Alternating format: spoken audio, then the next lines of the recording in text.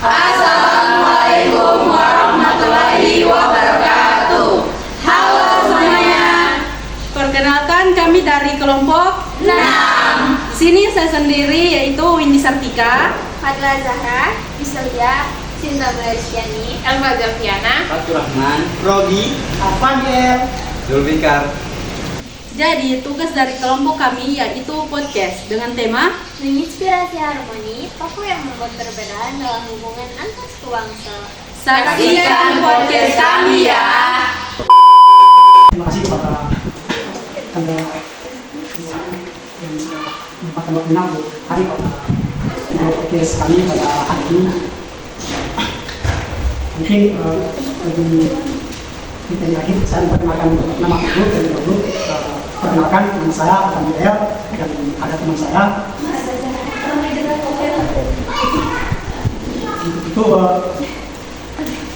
itu kami bisa menanyakan bagaimana ada warahmatullahi wabarakatuh.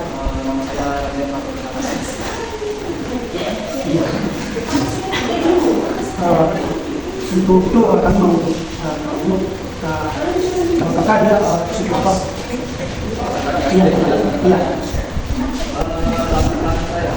Mungkin dari sukunya suku Jawa ya. Belakang profesi sebagai jurnalis di Jawa ini. Sekaligus mungkin ada profesi saya yang lain yaitu mengajar, mengaji anak-anak ataupun di desa. Boleh sedikit kasih penjelasan bagaimana bahasa bagaimana memperhatikan isu keberagaman dan harmoni antar suku bangsa di suku Jawa. Kalau kita bicara perdagangan, kalau mungkin di suku Jawa itu mungkin seperti Kaili, Bugis itu kan banyak terbagi dari beberapa sukunya. Jawa itu bukan hanya satu suku, tapi Jawa itu terbagi juga. Ada yang di Jawa Timur, Jawa Tengah, terus ada yang Jogja. Itu pun logatnya mungkin kalau orang Jawa bilang Mendok ya, Mendok katanya Mendok. Cuman itu memiliki ciri khas masing-masing kan, kalau untuk suku Jawa. Nah, kalau bicara masalah keberagaman itu tadi yang saya bilang, jadi untuk Jawa, apalagi kalau kita mau berbicara populasi 40% itu penduduk Indonesia itu kan rata-rata dari suku Jawa. Cuman Jawa itu bukan hanya satu ya, Jawa itu beragam. Jadi ada yang Jawa Timur pun terbagi, ada yang Surabaya, ada yang di Jombang sendiri, itu pun logatnya berbeda-beda meskipun kalau bahasanya itu sama. Nah itu mungkin kalau kita bilang salah satu keberagaman suku Jawa, dan saya rasa mungkin suku Jawa itu bisa diterima di seluruh provinsi atau daerah manapun lah. Makanya bisa dibilang besar karena di Papua ada kan, di DKI ada, kalau tidak ada semuanya ada. Karena keberagaman itu kan saling menciptakan harmoni. Bagaimana kakak suku Jawa, terus tinggalnya di Palu. Mana Palu itu mayoritasnya suku Kaili. Dari mana kakak pendekatannya kakak gitu? Pendekatan ya. Kalau pendekatan mungkin pertama saya ke Palu kan saya dari Jawa itu kelas 5 SD juga ke Sulawesi Barat tuh ya, Sulawesi Barat. Nah setelah itu kelas 1 SMP baru ke Palu. Nah di Palu itu saya kaget kultur budayanya. Sebenarnya kalau mau dibilang kultur budaya kaget itu ketika di daerah Pasangkayu. Kalau Pasangkayu itu lengkap, ada NTT, Bugis, Torajannya. Jadi lengkap, saya rasa di sana mungkin keberagaman sukunya lengkap. Cuman saya mungkin agak sedikit kaget ketika saya pertama kali ke Palu, karena kan kalau kita bicara suku Kaili kan tidak konotasinya tidak negatif ya, cuman agak keras lah bahasanya itu kan Kaili kan terbagi ya, ada Wido sama Rai. Kalau yang di Palu ini kan bahasanya agak lebih kasar ketimbang yang di daerah Donggala atau Pawai kan, lebih halus bahasanya. Nah mungkin saya kagetnya seperti itu kultur budaya yang di Palu. Awal-awalnya mungkin saya waktu di sini melalui perundungan ya, dibully kan awalnya, dibully karena mungkin bahasa saya pada saat itu masih Jawa Mendok, tapi lama-kelamaan saya memahami karakter orang-orang yang ada di sini. Karakternya itu seperti apa? Oh, karakternya seperti ini. Berarti mau tidak mau saya harus beradaptasi dengan orang di sini, sehingga artinya beradaptasi dan memiliki karakter-karakter yang kalau dibilang mudah diterima lah dengan orang-orang sini berbau. Artinya saya tidak boleh ego, meskipun saya dari Jawa, saya tidak boleh ego dengan budaya saya yang ada di sana untuk budaya saya ada di Jawa supaya budayanya transisi enggak, jadi saya harus mengikuti apa yang ada di sini. Strategi atau nilai yang kakak gunakan itu untuk mengatasi hambatan tersebut. Ini hambatan dalam apa? Kayak perbedaan gitu dengan antara suku. Iya. Ya tadi yang saya bilang tadi, saya harus berusaha menerima apa budaya yang ada di sini. Kalau seandainya saya tidak menerima, dan itu yang perlu saya tekankan. Suku-suku yang ada di luar suku asli itu ketika masuk ke dalam sini tidak boleh baper dulu. Tidak boleh baper. Kalau baper pasti kita akan dijadikan apa? Bulian terus, dijadikan perundungan terus. Intinya tidak boleh baper dulu. Kalau kita baper itu pasti apa ya? Akan dijadikan olok-olokan terus.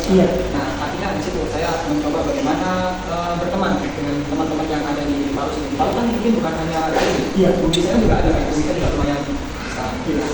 Sehingga dari saya berteman, bergaul, kan di situ menciptakan apa ya? Suatu keberagaman harmoni, tidak terjadi dan konflik. Kalau seandainya ada pertengkaran kecil, ya kita selesaikan secara apa ya? Selesaikan secara dewasa lah. Teman-teman gitu. Apa momen yang memotivasi kakak untuk mulai aktif dalam membangun harmoni yang positif? Momen mungkin saya mungkin bersama teman-teman mungkin apa ya? Membuat suatu kegiatan yang positif, entah itu gotong royong bersama, atau mungkin kita saling diskusi tentang pikiran tentang budaya gitu. Itu kan hal yang menurut saya sangat baik. Kalau seandainya pertukaran budaya, saya mengenal suku yang di sini kayak ini, teman saya yang kayak ini mengenal suku Jawa, itu merupakan suatu hal yang baik. Itu meskipun dia tidak skala besar, tapi menurut saya itu bagus lah. Meskipun dengan ada teman itu menurut saya bagus. Ini kan tadi gotong royong. Bagaimana reaksi masyarakat terhadap berkenalan? Kalau reaksinya sih mereka mengambil positif kan. Saya mungkin di sini kan tadi profesi saya sembari belum ngaji ya, sambil jadi guru ngaji. Jadi saya mengajak teman-teman saya yang perbedaan untuk menciptakan contoh gotong royong bersama, membersihkan lingkungan bersama. Dan itu saya rasa dirasakan manfaatnya oleh warga sekitar lah, mendapatkan apresiasi positif dari warga sekitar. Karena meskipun kita berbeda-beda tapi kita melakukan hal yang positif. Terus kakak sini langkah-langkah yang kakak ambil untuk mempromosikan dialog dan kolaborasi antara suku itu, dia bagaimana? Mempromosikan dialog antara suku ya? Iya.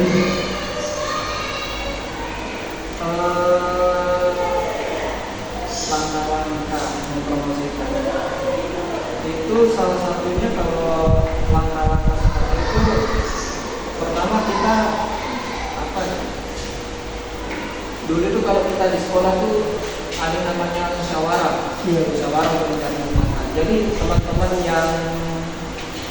teman-teman saya yang berbeda tadi, kita kumpul bersama musyawarah, kira-kira kita ingin menciptakan dialog antara suku bangsa. Itu langkah-langkah apa yang diambil? Yang pertama, kita pahami dulu perbedaan. Pasti di setiap suku itu mengalami perbedaan. Dan kedua, seandainya ada ketersinggungan, tidak boleh baper. Intinya tidak boleh baper dulu. Kalau seandainya ada ketersinggungan, karena secara terbuka namanya suku-suku kan, kita kalau menggunakan budaya harus terbuka kan, dan supaya diterima oleh masing-masing individu.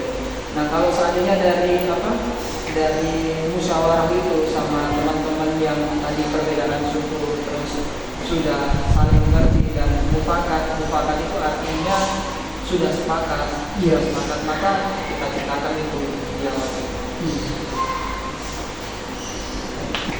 Ini juga kayak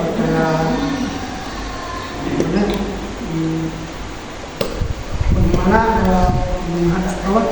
menghadapi perbedaan ini, dan apakah pernah ada potensi konflik begitu yang kita dapatkan sewaktu kakak pas datang di diskusi ini di kota Palu. Ya terus karena kalau di sini kita terlalu banyak sekali, khususnya kayak di wilayah tempat kita di sini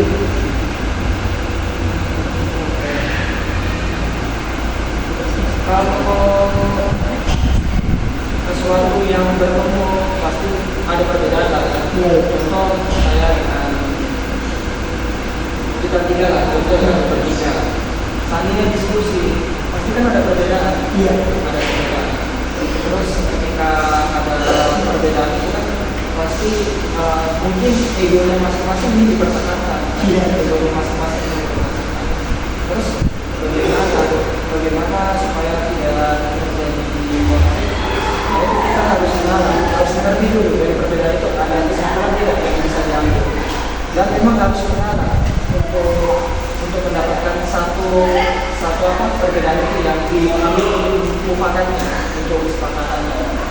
Terus kalau konflik seandainya ya kalau saya pribadi kalau seandainya di situ terjadi konflik, saya mending kalau saya memilih mengalah lah daripada harus bersikeras untuk supaya ego saya itu diterima. Lebih baik saya mengalah daripada kita tidak berteman lah gitu. Iya. Kalau kita tetap keras, Ya, kita kan juga berpikir bahwasanya kita kan hanya anak-anak yang berpikiran. Kalau yang kita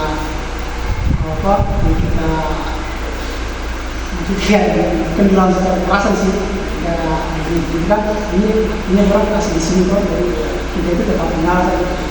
tapi begini, ada juga suatu momen di mana apa yang saya katakan mereka terima. Iya. Apa yang saya katakan mereka terima. Jadi kalau sesuatu yang itu memang menguntungkan atau positif, justru ada juga dari teman-teman saya yang mengalami. Meskipun saya tidak terlalu keras untuk mempertahankan diri saya. A few moments later.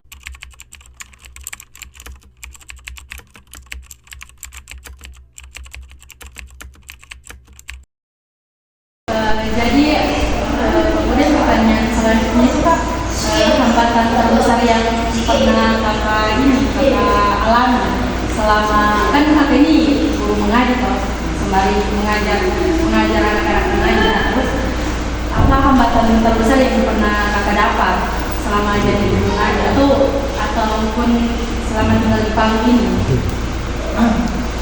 Besar ya? Mungkin kalau sama itu kan anak-anak ini memiliki karakter yang berbeda-beda kan anak-anak itu.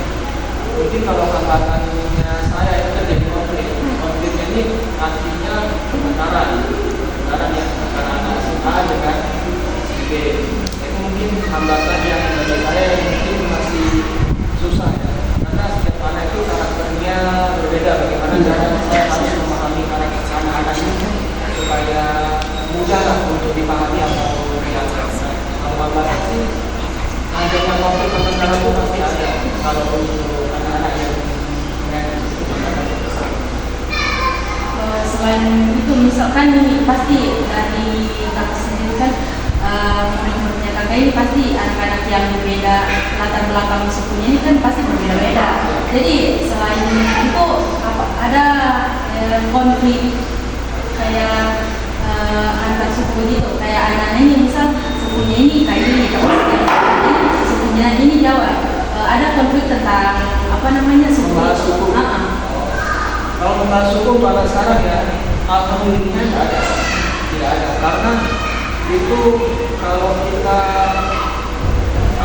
membuli suku itu sudah, saya rasa sudah tren zaman dulu lah, terlalu ke belakang sekali, sudah bukan zamannya lagi. Kalau kita terlalu membahas masalah suku itu kan sara itu kan sesuatu yang sensitif. Jadi alhamdulillah anak-anak itu tidak ada yang sampai membuli antar suku.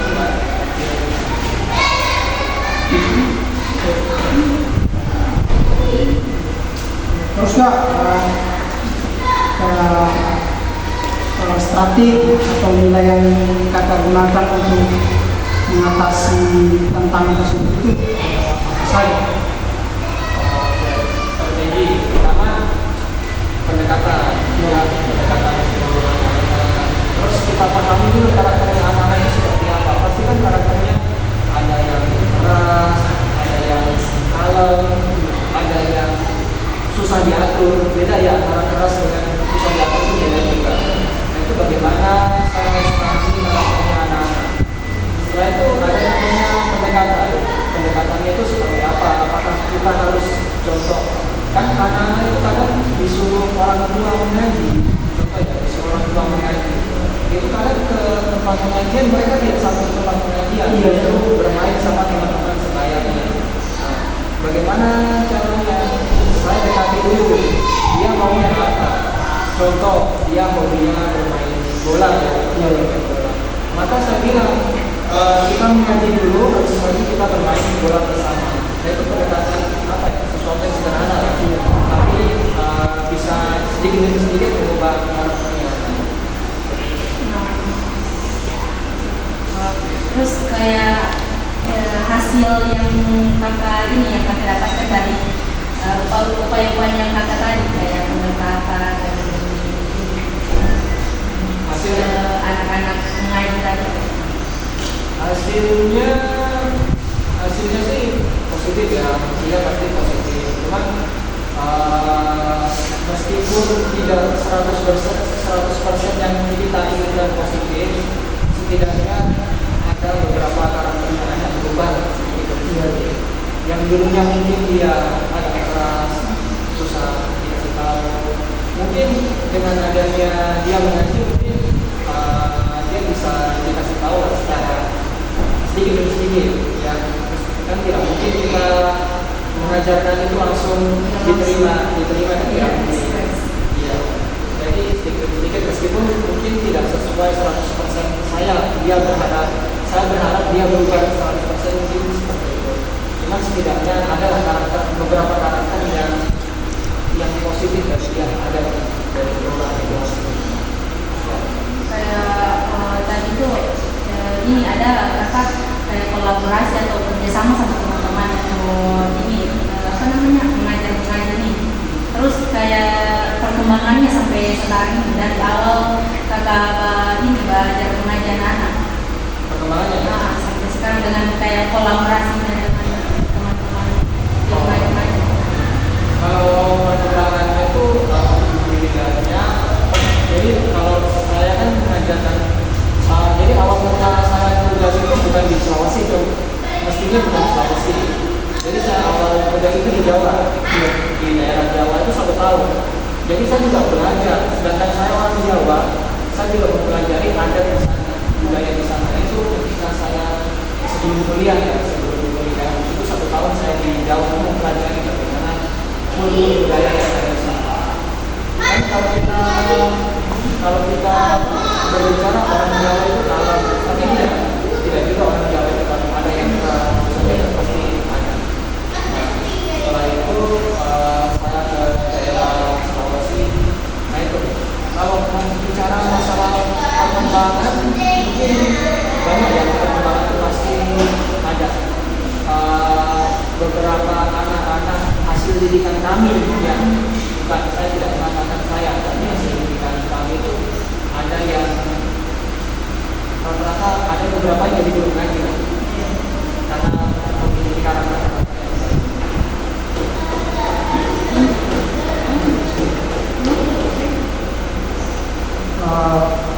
Juga kak, kan kalau untuk belajar mengaji kan berarti itu bisa mengajar itu bisa dikata anak-anak yang itu mengaji mengajarkan bisa ada komunitas seperti itu. Nah, jadi maka kisah sukses individu atau komunitas yang terpengaruh oleh inisiatif terhadap anak-anak yang kakak ajar itu mengaji. Iya kayak Sinta ini kan kakak yang ajar gitu. Pasti kayak adalah perkembangannya Sinta sampai mungkin Sinta ini yang kemudian teman kakak ajar anak-anak ini gimana apa namanya gimana yang kakak rasakan setelah lihat Sinta ini jadi dia pintar apa namanya mengajarkan anak-anak juga yang namanya dia murid sekarang dia bantu ajar anak-anak juga. Kalau saya merasa bersyukur ya kan anak didik saya itu banyak kan. Iya. Cuman kadang kan ya anak didik itu kan pasti ada yang berhasil dan ada yang tidak berhasil kan. Cuman saya bersyukur kalau ada yang beberapa dari mereka yang berhasil. Cuman saya ketika saya memberikan mereka itu jangan terpengaruh kalau di dunia luar, bukan dunia luar saya katakan apa ya di lingkungan luar jangan terpengaruh tapi berpengaruh. Iya. Jangan terpengaruh tapi berpengaruh. Jadi setidaknya meskipun mereka kuliah, mereka di dunia kerja, kalau mereka mengerti karakter yang ada di dalam agama, mereka pasti tidak akan terpengaruh. Mereka tidak akan terpengaruh. Tapi kalau seandainya tidak sesuai harapan saya, saya sudah ajar sesuai kemampuan maksimal, tapi di contoh di perkuliahan mungkin dia melakukan sesuatu yang tidak sesuai dengan agamanya yang ajaran Islam contoh. Ya meskipun saya ada rasa sedikit kecewa, tapi sudah tugas saya sudah di situ mengajarkan agama kita sudah memberikan yang terbaik. Cuman ya saya bersyukur saja kalau seandainya ada beberapa anak didik saya yang berhasil, apalagi ada yang membantu itu kan suatu keberhasilan yang tersendiri. Mas, kemudian Kak, siapa tahu ada pesan yang disampaikan sama anak generasi muda ini yang ini apa dari kisah inspiratif yang Kakak ceritakan. Kalau ada pesan-pesan. Pesan ya. Kalau kisah inspiratif ini kita bukan kisah inspiratif ini. Mungkin ada pengalaman saya. Pengalaman saya. Mungkin saya tidak sehebat orang-orang di luar sana lah. Saya inspiratif di luar sana. Mungkin kalau saya ya jalani hidup sesuai apa adanya lah, sesuai keyakinannya kita lah. Tidak bisa dipaksakan juga. Seandainya kita sudah hidup di luar sana terus dipaksakan untuk apa ya, dipaksakan untuk mengikuti suatu aturan tertentu, tidak bisa dipaksakan. Memang harus sesuai keyakinan. Dan ketika berubah itu memang harus ada tahapannya. Kalau berubah menuju ke hal yang baik itu memang ada tahapannya, tidak serta-merta harus apa ya 100%. Jadi kalau seandainya memang ingin baik, ya ikuti keyakinannya dulu kan, ikuti keyakinannya dulu. Nanti sedikit demi sedikit pasti berubah. Yang penting niatnya baik kan. Dan itu mungkin ada harapan bagaimana untuk berkontribusi untuk membangun toleransi dan persatuan antar suku kita. Ini kalau saya bicara generasi muda ya, generasi muda ini kan kalau kita lihat di media sosialnya karakternya kan masih kurang. Guru saja dilawan, contoh ya salah satu contoh. Banyak kasus guru dilawan, terus attitude-nya yang kurang baik kan, generasi muda saat ini. Saya mencoba memahami bagaimana generasi muda ini apa ya, mengetahui karakternya dulu itu seperti apa, mempelajari karakternya yang baik, memperbaiki karakternya yang baik. Karena kalau meskipun dia pintar tapi karakternya tidak baik, akhlakul karimnya tidak baik, itu kan tidak ada nilainya, tidak ada nilainya meskipun dia pintar sekalipun. Nah, bagaimana caranya supaya generasi muda harapannya untuk menjaga toleransi ini? Itu dari karakter dulu, dari karakter. Bukan masalah dari dia pintar atau tidak, ketika dia berbicara tidak, tapi dari karakternya dulu. Dengan memberikan contoh-contoh yang baik, contoh kecil saja. Mungkin dia hidup berdampingan dengan beberapa suku yang berbeda kan? Contoh kecilnya. Kalau ada panggilan contoh kerja bakti, dia menghadiri, itu kan salah satu contoh karakter yang baik. Iya. bukan berarti contoh kalau dia merasa dirinya pintar, dia tidak akan menghadiri itu bukan berarti yang baik. Itu salah satu contoh kecil aja. Salah satu contoh kecil. Nah, itu harapan saya sih untuk generasi muda kalau dalam toleransi ini dari karakternya gitu. Pasti tergantung karakter. Iya. Terus tipsnya kakak untuk memahami dan menghormati budaya ini kan pasti kan kakak budayanya kakak ini lain tuh selama di Jawa ya. Ya pas datang ke Sulawesi, khususnya di Bali, mungkin ada sedikit tips untuk memahami budaya-budaya yang ada di sini. Kalau memahami ya, Dan menghormati. ya menghormati. Kalau berteman sama orang kita kan nggak boleh melihat suatu golongan atau kita melihat dia budayanya apa, tidak boleh. Semua harus kita berteman, harus kita boleh. Tapi kalau seandainya tips, mungkin tips saya pertama ya kita harus tahu dulu budayanya seperti apa, budaya dia, ciri khasnya dia itu seperti apa, kulturnya budaya dia di sini seperti apa. Terus yang kedua itu yang saya katakan awal-awal, jangan dulu baper. Dan jangan dulu baper. Kadang pendatang itu pasti akan menjadi olok-olokan biasanya. Tapi olok-olokan itu sesuatu yang sudah tidak zaman lagi kalau dipakai sekarang, apalagi mencakup sara itu tidak, maksudnya tidak baik lah kalau mencakup sara. Pendekatan mengenal budayanya dia dan yang mudah baper ya memang harus berteman seperti sedia kala bisa seperti aktif di dalam di mana dia bertempat Kemudian itu ada pengalamannya kakak atau pelajaran yang bisa kakak ambil selama tinggal di Bali dan mengajar anak-anak mengaji di sini. pengalaman ya. Banyak sih kalau kita bicara soal pengalaman banyak mungkin